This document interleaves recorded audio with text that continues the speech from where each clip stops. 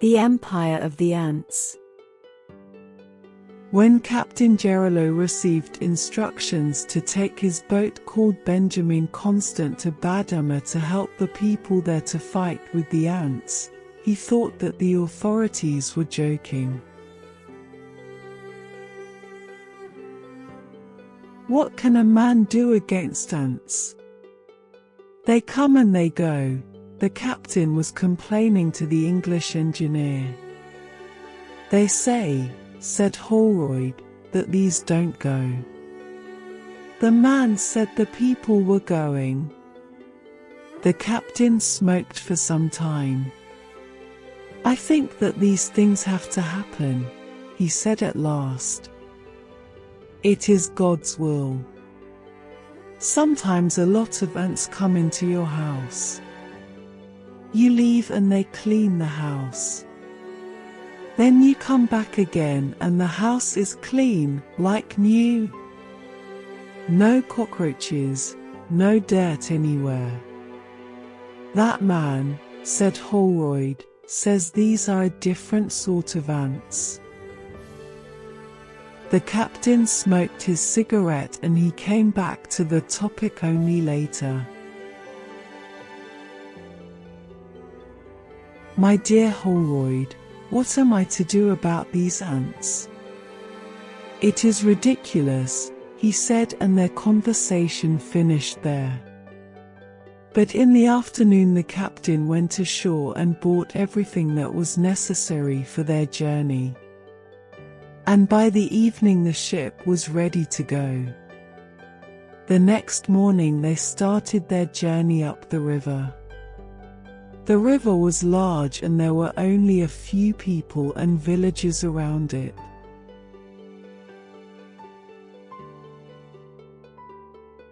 During the day the weather was incredibly hot, but if you took off your clothes the mosquitoes bit you. The journey was really boring, and as the crew of the boat were international, Holroyd didn't have many people to speak to. So he spent most of his time with the captain. Sometimes they passed their time by shooting at crocodiles, and when they stopped in one village for a night they went dancing with the local girls. And during the dance Geronimo learnt more about the ants.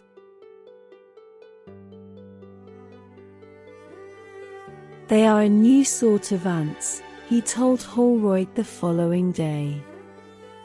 They are 5 centimeters long. Some are bigger. It is ridiculous. We are like the monkeys. We are sent to pick insects. But they are eating up the country. Those people who we met at the village, they have come down. They have lost all they had. The ants came to their house one afternoon. Everyone ran out.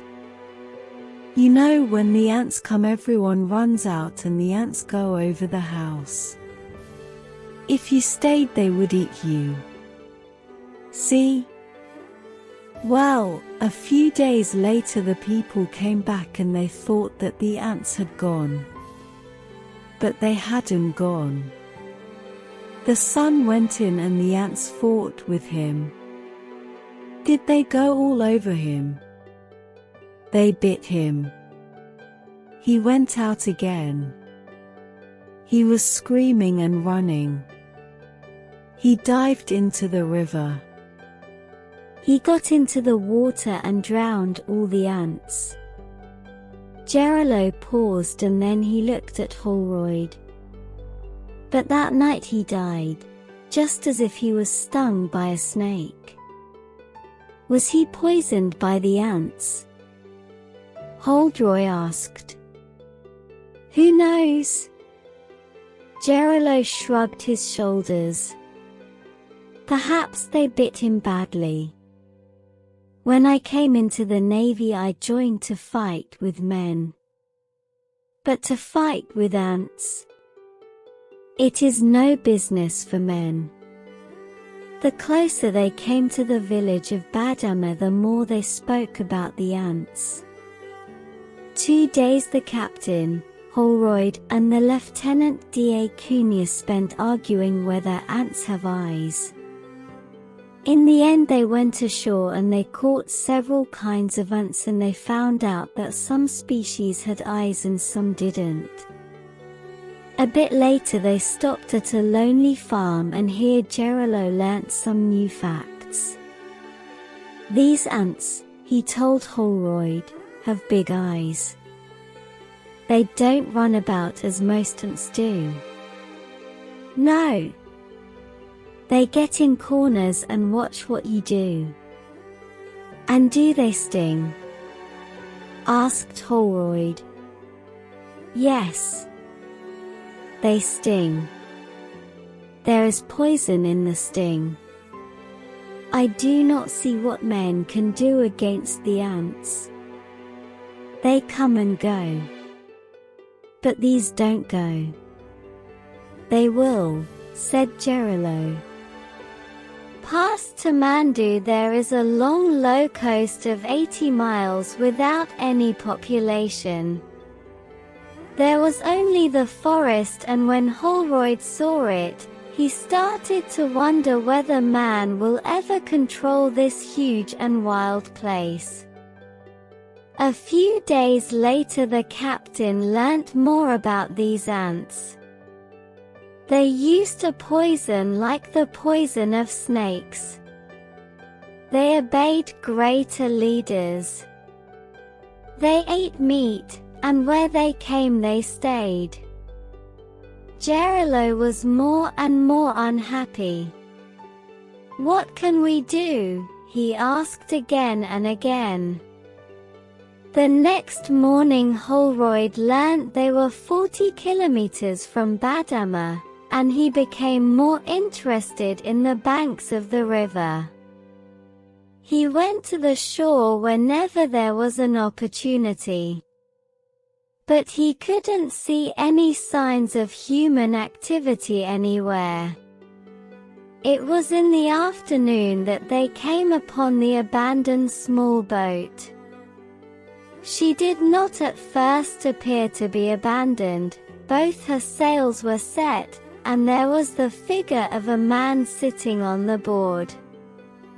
Another man appeared to be sleeping face downwards on the bridge these big boats have. But it was soon clear, from the way she went, that something was wrong with her. Gerillo looked at her through a field glass, and saw that the sitting man had a dark face and there was no nose. The longer the captain looked, the less he liked to look at him, and the less able he was to take his glasses away. But he did so at last, and called up Holroyd. The boat was called Santa Rosa. As they passed the boat she moved a little, and suddenly the sitting men collapsed. His hat fell off, his head was not nice to look at. "Caramba!" cried Gerillo. "Did you see that?" he asked Holroyd. "Dead," said Holroyd. "Yes. You'd better send some men to the boat. There's something wrong. Did you, by any chance, see his face? What was it like?" "It was, I have no words." And the captain suddenly turned his back on Holroyd and started to give orders to his men. Lieutenant D'Acunha and 3 sailors took a boat and came to Santa Rosa.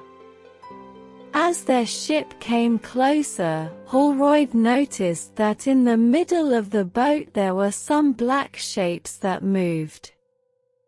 These dots were moving to and from the bodies. He became aware of Gerillo beside him. "Captain," he said, "can you focus your glasses on the black things there?" Gerillo tried, and handed him the glasses. "It's ants," said the Holroyd, and handed the focused field glass back to Gerillo.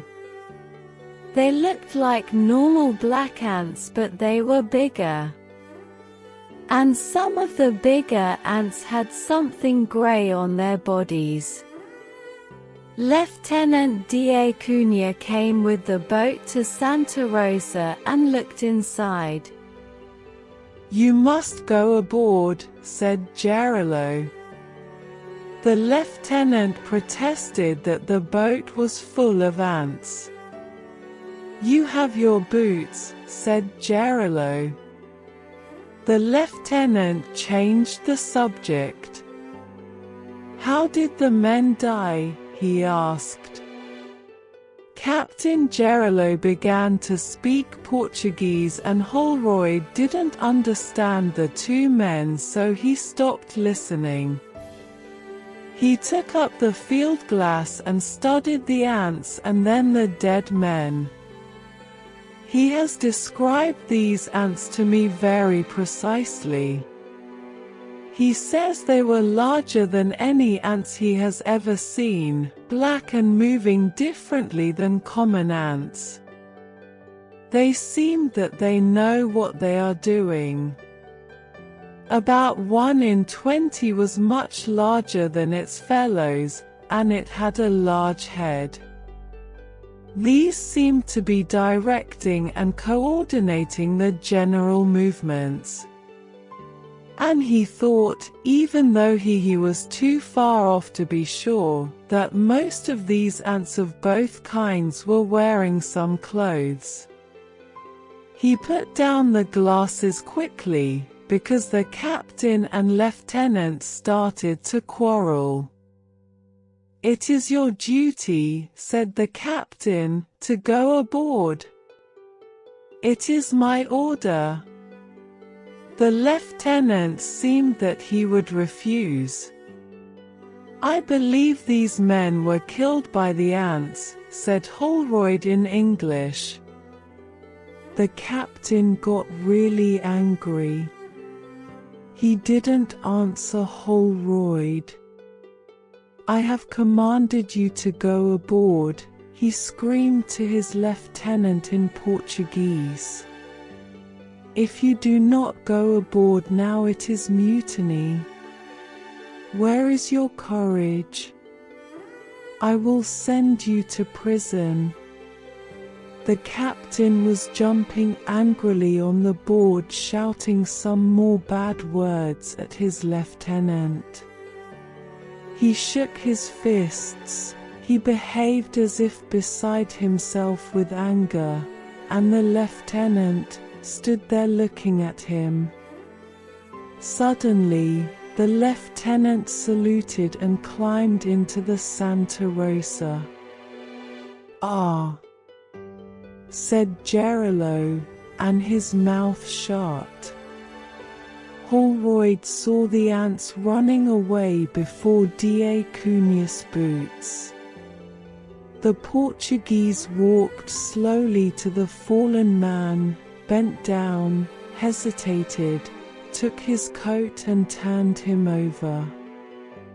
A large group of ants ran out of the clothes, and D'Acunha stepped back very quickly. Holroyd put up the glasses.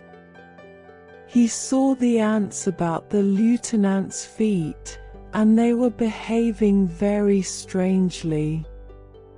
They were looking at him. "How did he die?" the captain shouted. Holroyd understood the Portuguese to say the body was too much eaten to tell. "What is there in front of you?" asked Gerillo. The lieutenant walked a few steps and began his answer in Portuguese. He stopped suddenly and swept something off his leg. He made some strange steps and went quickly to the side of the boat. Then he went to the second man, looked at him, and returned to the middle of Santa Rosa. He turned and began a conversation with his captain, but Holroyd understood only small parts of it. He took the field glass, and was surprised to find the ants had disappeared from all the visible surfaces of the boat. He turned towards the shadows, and it seemed to him they were full of watching eyes.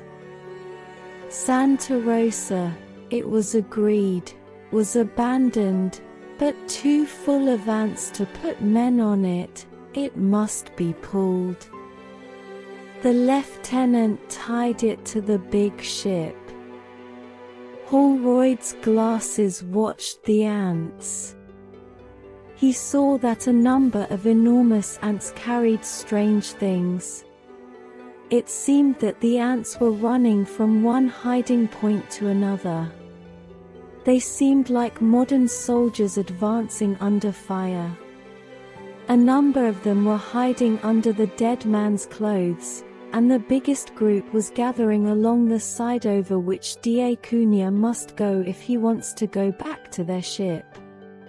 Holroyd did not see them attack the lieutenant, but he has no doubt they were organized. Suddenly the lieutenant was shouting, beating at his legs. "I'm stung!" he shouted, with a face of hate towards Gerillo.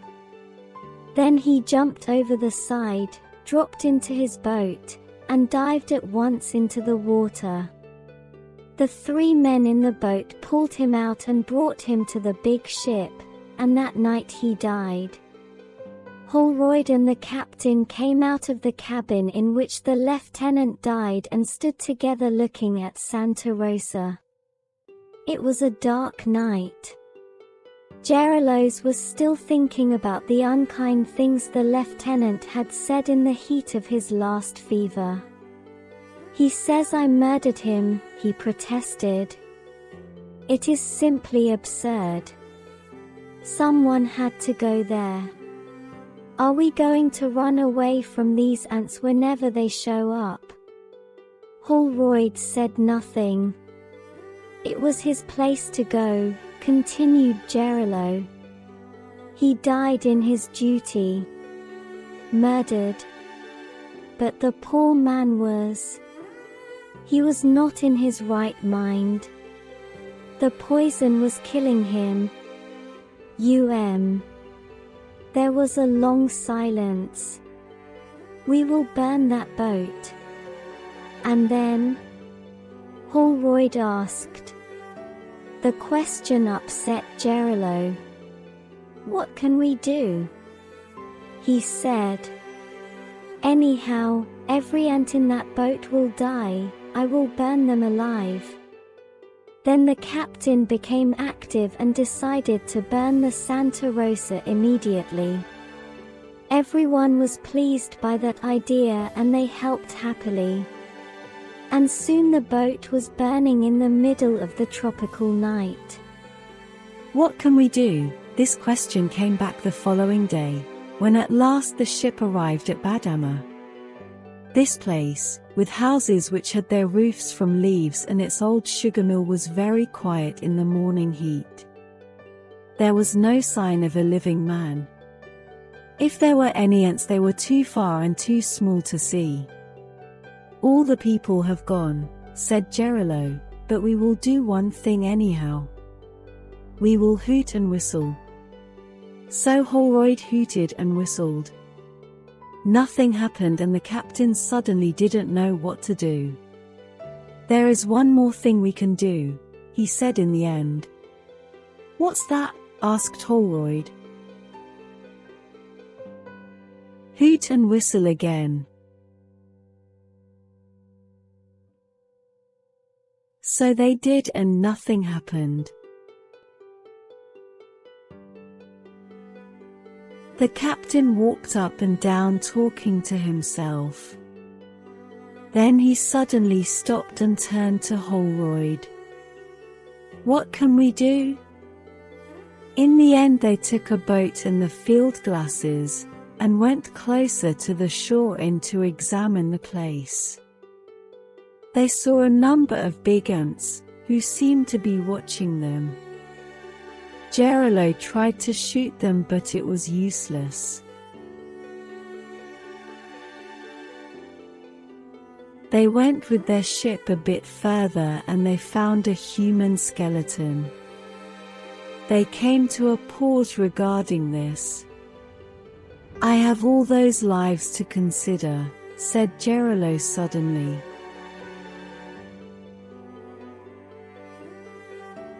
Holroyd turned and looked at the captain. After a while he realized that he was speaking about his crew.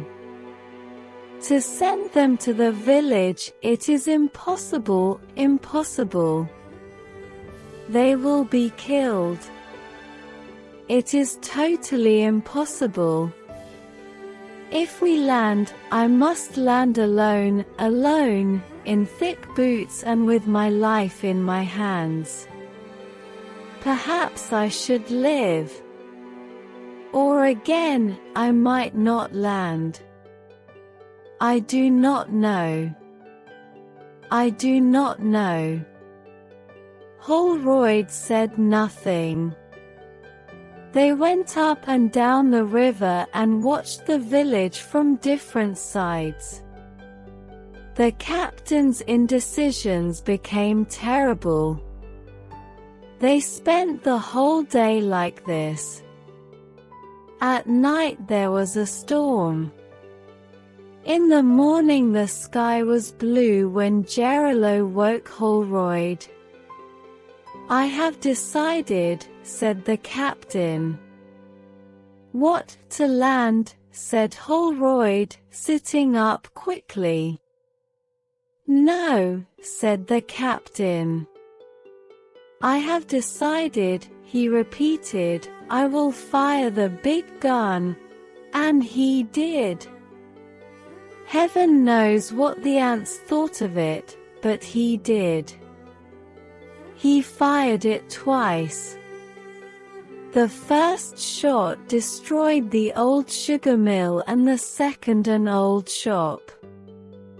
And then Geronimo realized that it was useless.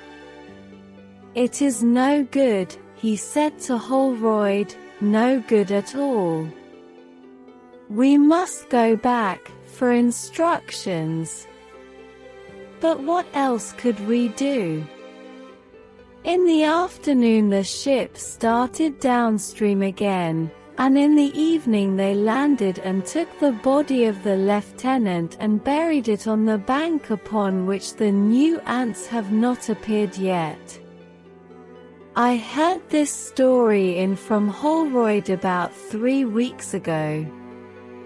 These new ants have got into his brain, and he has come back to England with the idea, as he says, of exciting people about them before it is too late. He says, these are intelligent ants. Just think what that means. There can be no doubt they are a serious problem, and that the Brazilian government should offer a prize of £500 for some method to get rid of them.